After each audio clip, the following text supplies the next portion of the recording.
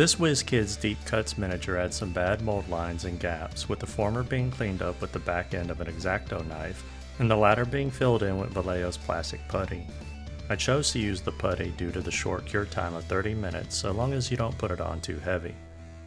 Once cured, I head out to my airbrush table and prime the miniature with brown before giving it a zenithal spray of yellow and a lesser zenithal spray of an off-white. It's here I realized I already made a mistake, as I forgot to add the ground texture paste intended to marry the base of the miniature with the actual base it's attached to.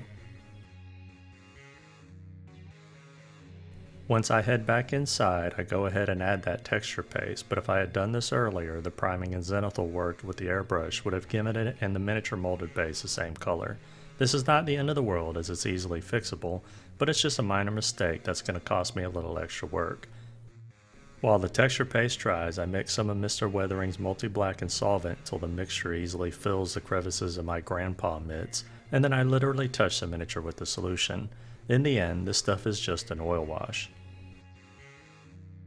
I next move on to base coating the ground, and I would not have bothered waiting for the wash to dry, but it was long set considering that everything before this step was actually done several months ago. We're not going to talk about how many other miniatures I have partially completed scattered around my desk.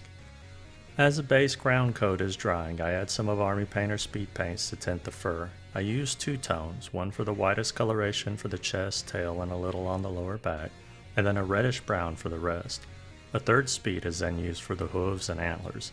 The only important things to note here is to not add too much at once, soak up any excessive pooling with a clean, partially dry brush, and to keep a wet edge, meaning you have to work in an almost circular path out from where you started, particularly on larger areas. If the speed paint dries where you started, and you work all the way around the miniature in one direction, there can be a noticeable transition line where the end meets the beginning. Using a larger brush can help speed up the application, but in some cases it becomes difficult to not get the speed paint where you do not want it. Moving on to highlighting, I throw some red, brown, off-white, and mustard yellow on my palette and mix a light reddish brown. I didn't really have a specific color in mind, just something reddish brown and lighter than what was currently on the miniature from the speed paints.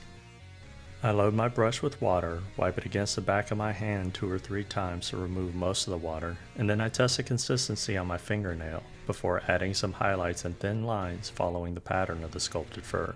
The only major notes are to keep the lines thin, put the highlights in the upper areas of the musculature where light can actually reach, and to not completely cover any of the tones that were already there.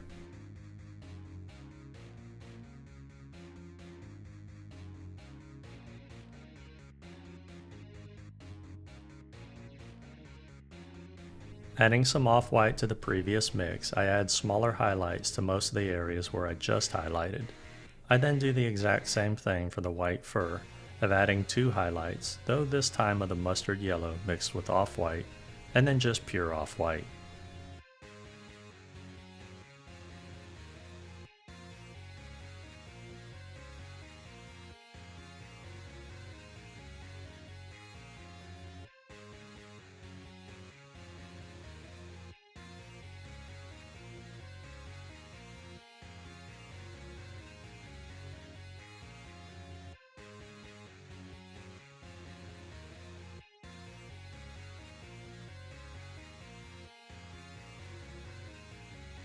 I finished the basic highlights with a light brown for the hooves and antlers, and then a little of the off-white, mostly on the tips of the antlers, where it's been worn clean from combat with youngling upstarts attempting in vain to drive him off.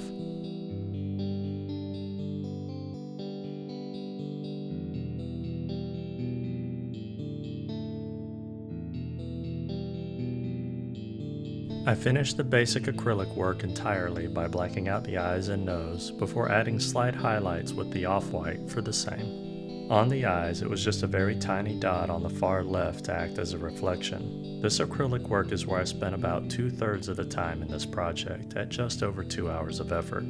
The thin lines on the fur was particularly time-consuming. Next, I pull out some of my oil paints and 2 cheap synthetic brushes, one with a finish tip and the other a flat brush with soft bristles. I also tried something new by adding the oil paints to cardboard and letting it sit. I learned this will remove a lot of the oil from the paints. I've had problems with trying to paint with only oils on miniatures before, where even after a year of setting, the oil never actually cures and comes right off if you just barely touch it. I let the paint sit on the cardboard for about an hour and then apply them with the finer tip brush. These are unthinned with mineral spirits, and I'm just adding a little at a time here and there to help add some tonal variations. The darker brown into the shadows, the black to darken the underbelly, the white to add a little more brightness to the white of the fur, and the yellow to the tops of the body to help give the impression of sunlight shining down.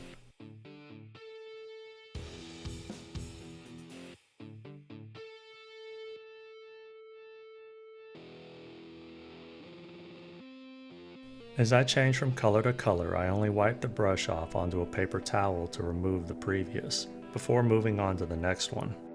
I'm not worried about the oil paint application being clean and pretty, just small touches in the areas I want the tonal shifts to be.